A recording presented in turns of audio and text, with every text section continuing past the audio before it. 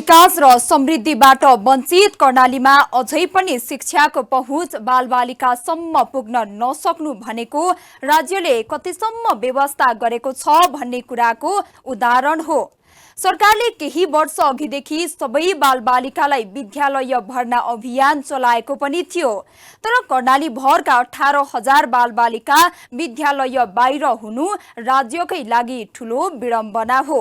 कतिपय भर्ना नै नहुने र भर्ना भइसकेकाले पनि विद्यालयमा निरन्तरता नदिनुका कारण बालबालिका शिक्षाविहीन भएका छन्।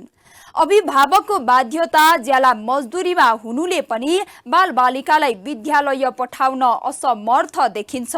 त्यस्ता बालबालिकालाई लक्षित गरी राज्यले विशेष कार्यक्रम कर्णालीका निम्ति मात्रै भए पनि चलाउन सक्नुपर्छ।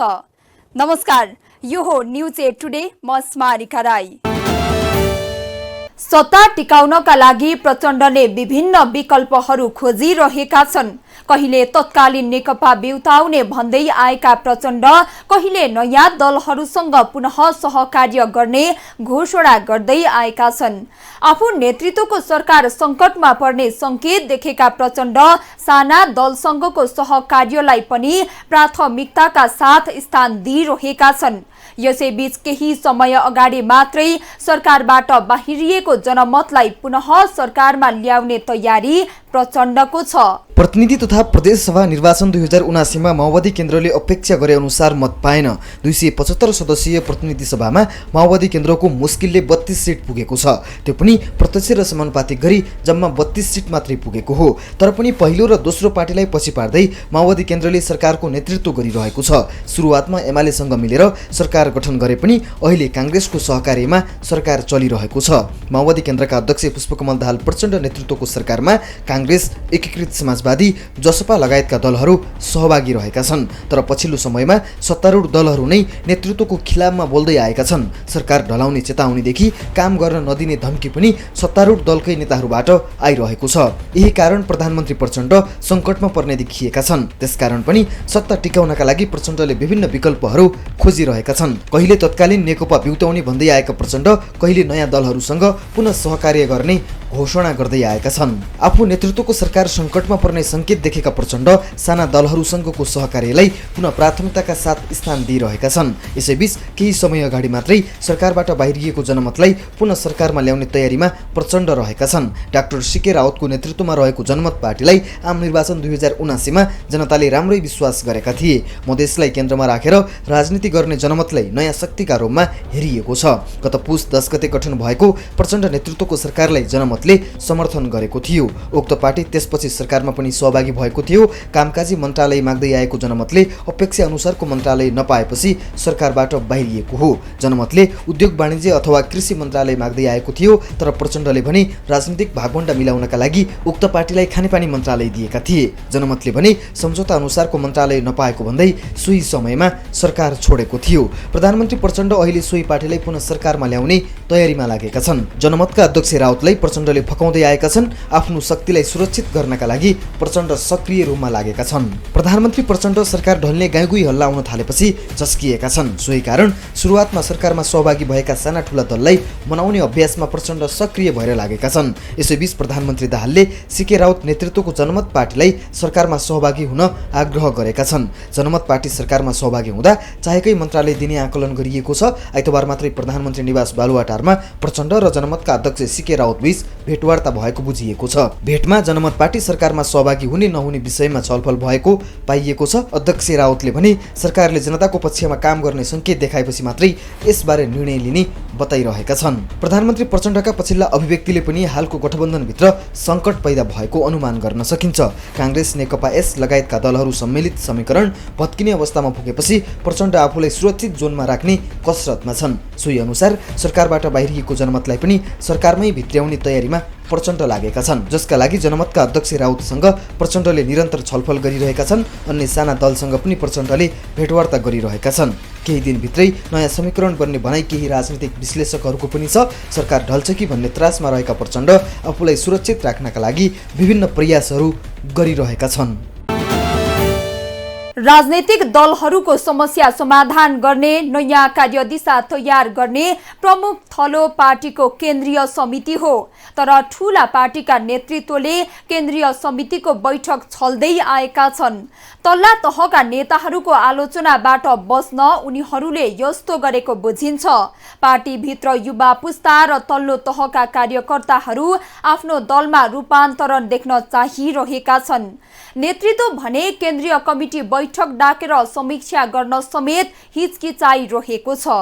राजनीतिक दलहरूको समस्या समाधान गर्ने नयाँ कार्यदिशा तयार गर्ने प्रमुख थलो पार्टीको केन्द्रीय समिति हो। तर ठूला पार्टीको नेतृत्वले केन्द्रीय समितिको बैठकलाई छल्दै आएका छन्। तल्ला तहका नेताहरूको आलोचनाबाट बस्न उनीहरूले यस्तो गरेको बुझिन्छ। पार्टीभित्र युवा पुस्ता र तल्लो तहका कार्यकर्ताहरू आफ्नो दलमा रूपान्तरण देख्न चाहिरहेका छन्। नेतृत्व भने केन्द्रीय कमिटी बैठक डाकेर समीक्षा गर्न समेत हिचकिचाइरहेको छ। संसदको सबैभन्दा ठूलो दल कांग्रेसमा केन्द्रीय कमिटी बैठक नबसेकै 1 वर्ष हुन लागेको छ। गत वर्ष असारमा कांग्रेसको केन्द्रीय समिति बैठक बसेको थियो। कांग्रेसको विधानको धारा 21 उपधारा 12 मा केन्द्रीय कार्य समितिको बैठक प्रत्येक 2 महिनामा कम्तीमा 1 पटक बस्ने भनिएको छ। त्यस्तै गत वर्ष भदौ 5 मा अर्को केन्द्रीय समिति बैठक बसेको थियो। तर त्यो आकस्मिक र मूलतः वैचारिक नेता प्रदीप गिरीलाई शोक प्रस्ताव पारित गर्नमा सीमित थियो। सबैभन्दा पुरानो र लोकतान्त्रिक दाबी गर्ने कांग्रेसका सभापति शेरबहादुर देउबा केन्द्रीय समिति बैठक बोलाउन किन अनिच्छुक छन्? कांग्रेस मात्र होइन, एमाले र माओवादी केन्द्रमा पनि केन्द्रीय कमिटी बैठक प्रति नेतृत्वको अनिच्छा देखिन्छ। माओवादीमा महिनौपछि असार 23 का लागि बैठक बोलाइएको थियो। तर बजेट लगायतका कारण देखाउँदै साउन 17 का लागि सारिएको छ। 6 महिनामा बस्नुपर्ने एमालेको केन्द्रीय कमिटी बैठक 9 महिनापछि वैशाख 30 मा बस्यो। पूर्वी नेपाल घुमाउने गरी झापामा राखिएको बैठक अन्तिम समयमा 46 स्थित केन्द्रीय कार्यालयमा सारिएको थियो। सत्तारूढ दलहरू कांग्रेस र माओवादी केन्द्रले सत्ता समीकरण, उपनिर्वाचन, नीति तथा कार्यक्रम र बजेटको निहुमा बैठक टार्दै आएका छन्। तर प्रणालीमा चलेको लोकतान्त्रिक पार्टीले ती सबै विषय पार्टी केन्द्रीय समितिमा छलफल गराउनु पर्ने हो। समसामयिक मुद्दामा केन्द्रीय समिति निर्णायक हुन नसक्नुका केही कारण छन्। जस्तो सबै पार्टीका केन्द्रीय कमिटी ठूला छन्। सबैलाई समेट्ने नाममा कमिटी भद्दा हुँदा केन्द्रीय कमिटी बैठकमा पर्याप्त छलफल हुने स्थिति छैन। पार्टीहरूले छुट्टा छुट्टै समूह बनाएर छलफल गर्ने गरेका छन्। अर्को शीर्ष नेतृत्व रहेका नेताहरूले पहिले निर्णय गरिसकेका विषय उल्ट्याउने सामर्थ्य केन्द्रीय कमिटी सदस्यहरूमा देखिँदैन। त्यसैले बसेका बैठक पनि औपचारिकतामा सीमित हुने गरेका छन्।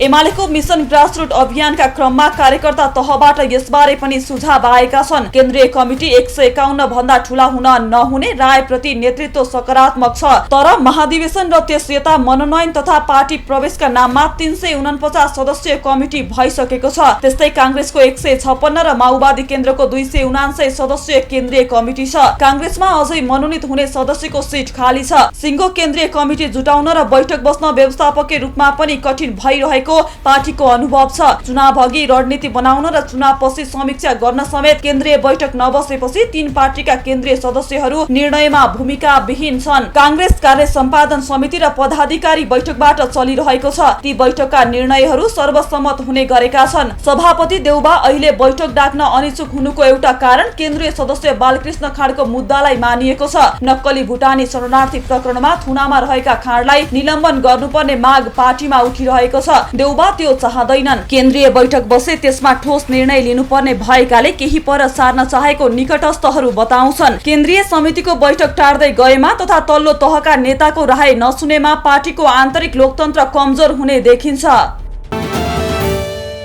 गत मङ्सिरमा सम्पन्न भएको आम निर्वाचनबाट ठूला दलहरू झस्किएका छन्।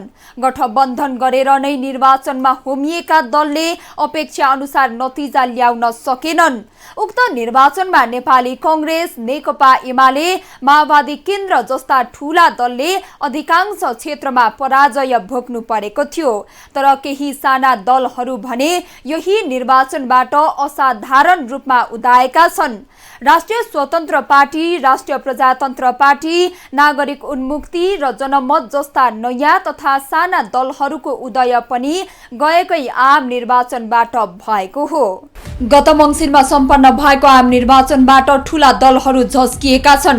गठबन्धन गरेर नै निर्वाचनमा होमिएका दलले अपेक्षा अनुसार नतिजा ल्याउन सकेनन्। उक्त निर्वाचनमा नेपाली कांग्रेस, नेकपा एमाले, माओवादी केन्द्र जस्ता ठूला दलले अधिकांश क्षेत्रमा पराजय भोग्नु परेको थियो। तर केही साना दलहरू भने यही निर्वाचनबाट असाधारण रूपमा उदाएका छन्। राष्ट्रिय स्वतन्त्र पार्टी, राष्ट्रिय प्रजातन्त्र पार्टी, नागरिक उन्मुक्ति र जनमत जस्ता नयाँ तथा साना दलहरूको उदय पनि गएकै आम निर्वाचनबाट भएको हो। सरकारको अङ्क गणितलाई नै प्रभाव पार्ने गरी यी दलहरूको नतिजा आएपछि ठूला दलहरू तर्सिएका थिए। त्यसपछि गएको वैशाखमा सम्पन्न भएको उपनिर्वाचनमा पनि ठूला दलहरू नराम्रोसँग चिप्लिएका छन्। 3 क्षेत्रमा भएको उपनिर्वाचनमा प्रमुख 3 दलले कुनै स्थानमा पनि बाजी मार्न सकेनन्। चितवन र तनहुमा रासोपा र बारामा जसपाले उपनिर्वाचन जितेका थिए। आम निर्वाचन र उपनिर्वाचनबाट पाठ सिक्दै नयाँ योजना बनाउनु पर्ने भए पनि ठूला दलहरू चिर निन्द्रामा छन्। विशेष गरी नेपाली कांग्रेस, नेकपा एमाले र माओवादी केन्द्र आन्तरिक समस्या समाधानमा नै व्यस्त रहेका बेला पार्टी संगठन भने ध्वस्त हुँदै गएको छ। अन्य पार्टीको तुलनामा नेकपा एमाले केही सक्रिय जस्तो देखिएको छ। एमालेले यसबीचमा संगठन विस्तार र प्रभावकारिताका लागि नेताहरूलाई नयाँ जिम्मेवारी दिने, विभिन्न अभियान सञ्चालन गर्ने लगायतका क्रियाकलापहरू गरिरहेको छ। तर कांग्रेस र माओवादी भने यसबीचमा पार्टी संगठनका सवालमा मस्त निदाएका छन्। कांग्रेस नेतृत्व पूर्ण रूपमा मौन देखिएको छ भने माओवादीका अध्यक्ष पुष्पकमल दाहाल प्रचण्ड सत्ता टिकाउने खेलमा मात्रै व्यस्त छन्। तर साना तथा उदयमान राजनैतिक दल भने संगठन विस्तारलाई तीव्र रूपमा अगाडि बढाइरहेका छन्। स्थापनाको छोटो समयमै राष्ट्रिय दल बनेको राष्ट्रिय स्वतन्त्र पार्टी परम्परागत दलहरूकै अवधारणा अनुरूप संगठन विस्तार अभियान चलाइरहेको छ। प्रदेशसभा निर्वाचनमा उम्मेदवारी नदिएपछि संघीयता स्वीकार गर्दैन कि भन्ने आशंका राजनैतिक वृत्तमा गरिएकोमा रासोपाले संगठन विस्तारमा प्रदेश संरचना समेत समेटेको छ। अरू दलले जस्तो भाद्रे संगठन बनाउने नीति भने उसले पछ्याएको छैन। रासोपा गत वर्ष असार 7 मा घोषणा गरिएको थियो भने 17 गते दल दर्ता गरिएको थियो। स्थापनाको छोटो समयमै प्रतिनिधि सभामा 21 सिट सुरक्षित गर्न सफल रासोपाले सातै प्रदेश हुँदै वडा तहसम्म संगठन विस्तार गरिरहेको छ। यसका लागि पार्टी सभापति सहित नेता र सांसद प्रदेश पालिका भेला दौडमा छन्। अहिलेसम्म 35,500ले सदस्यता प्राप्त गरेको उक्त पार्टीले जनाएको छ। सदस्यताका लागि 1.5 लाखले दिएको आवेदन रुजुको प्रक्रियामा रहेको रासोपाको भनाइ छ। रासोपामा वडा तहदेखि क्रमशः स्थानीय तह, संघ, प्रदेश निर्वाचन क्षेत्र, जिल्ला, प्रदेश हुँदै केन्द्रसम्म प्रतिनिधि चुनिने व्यवस्था गरिएको छ। जस अनुसार कर्णालीमा 30, बागमतीमा 80, सुदूरपश्चिममा 40, कोशीमा 57, मधेसमा 77, लुम्बिनीमा 36 र गण्डकीमा 46 सदस्यीय प्रदेश समिति क्रियाशील भइसकेका छन्। प्रदेश स्तरमा 33 विभाग पनि गठनको प्रक्रियामा रहेको रासोपाले जनाएको छ।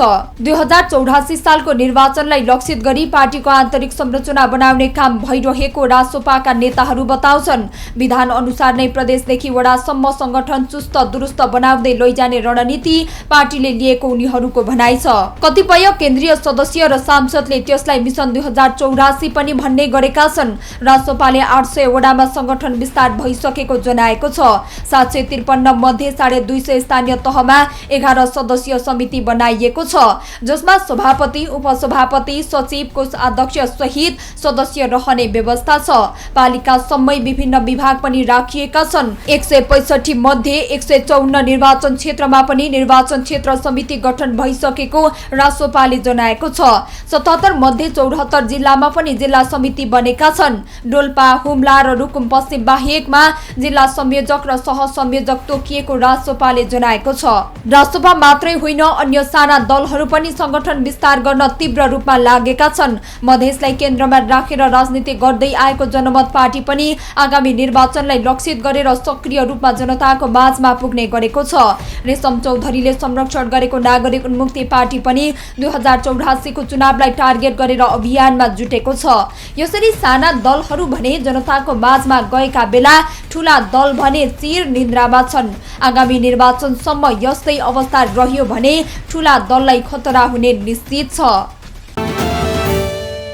जो सरकारमा गए पनि आर्थिक वर्षको अन्त्यमा रकमान्तर गरेर चलखेल गर्ने प्रवृत्ति पुरानै हो। प्रदेश र संघ सरकारबाट असारे विकासको नाममा धमाधम रकमान्तर गरेका बजेटबाट हाल काम भइरहेका छन्। आर्थिक वर्षको अन्त्यमा रकमान्तर गरेर गरिने यस्तो कामको गुणस्तर र आवश्यकता बारे भने प्रत्येक वर्ष प्रश्न उठ्ने गरेको छ। तर प्रश्न मात्र उठ्छ, प्रवृत्ति भने उही कायम रहन्छ। चालु आर्थिक वर्षको 10 महिनामै सरकारले 88.5 अर्ब रुपैयाँ रकमान्तर गरेको तथ्याङ्क अर्थ मन्त्रालयको छ। वैशाख मसान्तसम्म अर्थ विविध उपशीर्षकबाट अन्य मन्त्रालय तथा निकायमा 58 अर्ब 65 करोड 84 लाख रकमान्तर भएको छ। चालु आर्थिक वर्षमा सबैभन्दा बढी रकमान्तर चैतमा 33 अर्ब 21 करोड रुपैयाँ भएको छ। हवस् त आजलाई न्युज 8 टुडे यति नै। हामी सबै बिदा चाहन्छौँ। नमस्कार।